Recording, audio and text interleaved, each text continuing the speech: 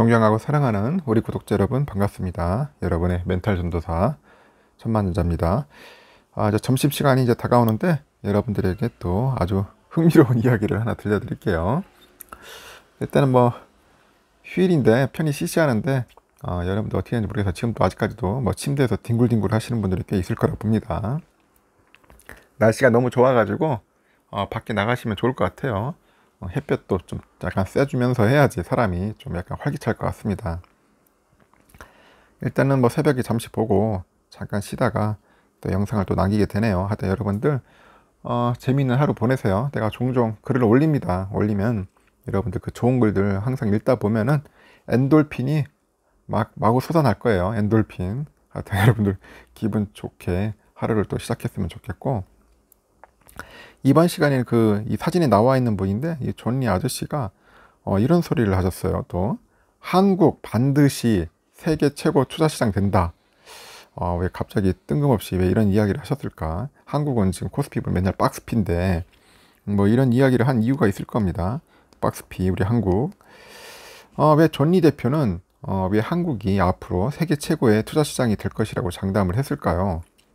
기업들이 보통 국내 시장에서 이제 제값을 받고 창업가들이 월급쟁이로서는 도저히 벌 수 없는 큰 돈을 벌게 되면은 이제 사회 전반의 그 시스템 자체가 점점 더 혁신으로 이제 바뀌어갈 거다. 그게 그의 생각이에요. 일단은 그 자본주의 사회에서 이제 부자가 되려면은 노동자가 아니라 이제 자본가가 돼야 돼. 자본가. 그래서 부모들이 이제 자녀를 기존의 틀에 박힌 교육 시스템에서 이제 꺼내야 합니다. 꺼내야 한다고 이분은 계속 강조를 해요. 그래서 사교육비 쓰지 말고 그 돈으로 어렸을 때부터 투자를 시작하는 것이 이제 자녀의 미래와 부모의 그 노후를 한 번에 준비할 수 있는 방법이다. 그 얘기를 이분은 주구장창 얘기를 해요. 이분도. 일단은 단기 매매로 돈을 절대로 벌 수 없다고 합니다. 일단은 이분이 이제 알 수 없는 것은 이제 맞히는 것이 힘든 거야. 맞히는 거야. 솔직히 우리가 이게 주가를 맞추고 하는 게 굉장히 힘들잖아요. 일단은 내가 알 수 없는 것을 맞추기는 힘들어. 응? 단기 투자는 한두 번은 맞아요. 여러분들 한번 해보세요. 한두 번 맞더라고. 나도 해보니까. 근데 카지노에 가면은 한두 번 따요. 여러분들 거기 있잖아요. 강원도 강원랜드 한번 가봐. 한번 한두 번은 맞힌다니까. 하지만 매일 해봐요. 매일 하면 결국 재산을 탕진합니다. 확률상으로 매일 하면은 카지노 가면 이룰 수밖에 없습니다. 결국은 뭐냐? 그게 아까 말했던 확률이야. 확률 게임이에요. 카지노에서는 이제 플레이어가 하우스가 있는데 확률적으로 미리 계산을 해놔요. 카지노는 반드시 2~3% 정도 유리하게 맞는다고 합니다. 그래서 1만 원을 베팅하면은 이제 300원을 내는 것이라고 하는데 10번 하면 3,000원, 100번 하면 3만 원. 결국 이길 수 없는 게임이라고 이제 불리죠. 한두 번 운이 좋다고 해서 그 확률대로 가는 것이 아니다. 사람들은 이제 과학적이지 않은 거예요. 그 카지노에 가는 것처럼 주식 투자를 해서는 결코 성공할 수 없어. 많은 사람들이 주식 투자로 망했다고 얘기하는 것은 바로 그런 이유 때문이라는 겁니다. 그 투자와 투기 경계를 모르는 것이에요. 투자는 그 기업의 펀더멘탈을 보고 하는 것이잖아요. 제가 있잖아요. 기업의 펀더멘탈. 근본을 봐야 돼. 이 기업이 돈을 잘 벌고 있나? 앞으로 10년 정도는 잘 되겠나? 그런 것들을 봐야 한다고, 체크를 해봐야 한다고. 그래서 예측이 가능한 것에 투자하는 사람은 성공할 수가 있어요. 그런데 단기 투자는 이제 펀더멘털을 보는 것이 아니죠. 그래서 단기간에 빨리 돈을 벌고 싶은 마음, 그것은 이제 투자가 아닙니다, 여러분들. 제가 얘기하지 않습니까? 투기예요, 투기.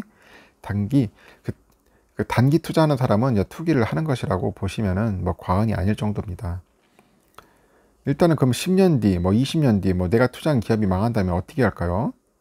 부정적인 사람들은 항상 망하는 것을 항상 떠올려요. 성공한 것을 떠올리지는 절대 않죠. 10년, 20년 있다가 이 회사가 망하면 어떻게 될까 하는 것은 그런 리스크에 대한 걱정이라고 하는데, 리스크는 컨트롤이 가능해요. 그 리서치를 할 수 있기 때문이죠. 전혀 모르고 샀다면은 그 리스크는 피할 수가 없는데, 그런데 우리 금감원에서 모든 상장 기업은 3개월마다 이제 공시하게 돼 있어요. 계속 회계를 공개하도록 돼 있는데 그 투자가 입장에서 회사를 계속 관찰할 수가 있습니다. 그래서 20년 후에 회사가 망할지 아닐지는 충분히 예측이 가능한 거죠. 그런데 사람들은 그 과정을 생각하지 않고 샀다가 팔았다는 것만 생각해요. 내가 20년 동안 아무것도 안 하는 것으로 생각하는데 그건 아니라고 봅니다. 얼마든지 위험한 컨트롤이 가능하다. 그리고 분산 투자를 하는 것이 이제 필요하다는 거예요. 그래서 항상 제가 항상 너무 몰빵도 좋지만은 약간 분산 투자도 좋다. 뭐 ETF도 좋고 하니까 그렇게 하시라는 거예요. 그래서 사람들은 그렇게 안 해놓고 장기 투자가 이제 반드시 성공하는 것은 아니라고 잘못된 생각을 하는 거죠. 왜 그럼 한국은 세계 최고의 투자 시장이 될 것이냐? 그 한국에서 주식에 대한 인식의 변화가 올 것이라고 하는데 그동안 주식에 대해서 하면 안 된다는 사람이 많았다고 하죠. 주식을 보통 도박이라고 여기잖아요. 그러니까 퇴직연금이 앞으로는 뭐 500조, 1000조 원이 될 것이고 한국은 그 퇴직연금의 주식 비중이 전 세계에서 꼴찌라고 합니다. 그래서 한 2에서 한 3% 정도밖에 안 돼요. 사람들이 노후를 준비할 때 주식에 투자해야 하는 것이구나 하고 인식하게 되면은 그 퇴직연금 자금이 주식시장으로 들어올 수밖에 없어요. 그런 새로운 기업이 이제 나올 것이죠. 그러면 생태가 변해요. 생태계가. 그럼 한국이 그동안 이제 굉장한 경제 대국이 됐는데 그런데 여전히 이제 금융은 후진국이야. 우리가 가진 경제적 파워가 금융시장까지도 포함됩니다. 그렇게 된다면은 결국 대한민국은 엄청난 좋은 시장이 되겠죠. 그동안 우리는 부동산에만 투자했잖아. 거의 주로. 우리의 잠재력에 대해서는 아직 생각하지 못했죠. 그래서 우리를 너무 모른다. 우리는 아직도 스스로를 주변국이라고 착각하고 있고 미국이 강대국, 중국은 뭐 세계 제2의 강대국이 된 거죠. 일본은 존 리가 보기에도 아직도 금융을 이해하지 못한다고 합니다. 변화에 아직 적응하지 못하고 있다고 해요. 일본의 새로운 기업이 안 나오는 이유가 금융 문맹국이기 때문이다. 아, 그런가? 요즘 일본 굉장히 니케이 지수 상당히 잘 나가던데. 하여튼 그 다음에 유럽이 있다가요. 영국은 금융 강국이고 하지만 독일이나 프랑스는 아니다. 그래서 새로운 기업이 못 나온다고 합니다. 그 다음으로 한국, 홍콩, 싱가포르 이게 선진국이라네요. 홍콩은 금융 강국이지만 작다. 싱가포르도 마찬가지고 그러나 한국이 될 수밖에 없다. 한국은 금융이 먹고 살 길이라고 하네요. 굉장한 잠재력이 있다. 그래서 우리가 금융 문명에서 벗어나고요. 주식에 대한 관심을 가지면은 새로운 기업이 나올 것이라고 합니다. 우리 중고등학생 애들도 주식 얘기를 하면은 초등학생도 주식 얘기를 하면 달라지죠. 여러분들 한번 쿠팡이 왜 미국에 갔을까요? 한번 그 한국에 상장하지 않았을까요? 앞으로 한국에 그런 기업이 나올 거라고 합니다. 부자가 나오기 시작하는 거예요. 그러면은 사교육비를 안 쓰게 되고 월급쟁이로 부자 되는 게 아니구나 하고 생각하는 게 이제 역동성이 생기는 거겠죠. 아이들이 어렸을 때부터 창의성을 키우게 되는 거고요. 그런 일이 이제 대한민국에서 일어날 수 있다고 봅니다. 왜냐하면 대한민국 말고는 대안이 없다. 잘 생각해 보라고 이제 강조를 하네요. 하여튼 대한민국처럼 다이나믹한 나라는 없어요. 제일 중요한 것이 안전하다는 것이다. 전 세계가 종교 문제로 싸우고 테러도 일어나는데 미국도 범죄가 상당히 많아요. 근데 한국은 상대적으로 굉장히 안전하고 투자하기에 좋다. 그래서 금융 인프라가 갖춰지면은 대한민국을 따라올 나라가 없다고 봅니다. 여기에 더해서 통일이 가능하면 그건 금상첨화다. 북한의 값싼 노동력을 이용할 수 있으니까 그렇게 보는 것 같습니다. 그래서 자녀를 노동자가 아니라 자본가로 키우라 합니다. 자본가. 그 자본가를 키워가지고 아이들을 이제 우리 아이들한테 어떤 교육을 하고 있냐, 공부 열심히 해라, 좋은 대학에 가라, 좋은 곳에 취직해라. 그거는 뭐 노동자가 되라는 거랍니다. 결국은 취직이 안 되면 인생이 끝나는 것이라고 생각하기 때문에 그렇겠죠. 왜냐하면 그것이 유일한 목표였기 때문에 이제 자본가가 되는 것이 목표였다면은 어땠을까 한번 생각해 보는 것도 나쁘지 않을 것 같아요. 그래서 공부는 그렇게 중요하지 않다고 본다고 하네요. 그는 어렸을 때부터 투자하는 것을 배우고 자본가가 되려고 하고 창업하려고 하겠죠.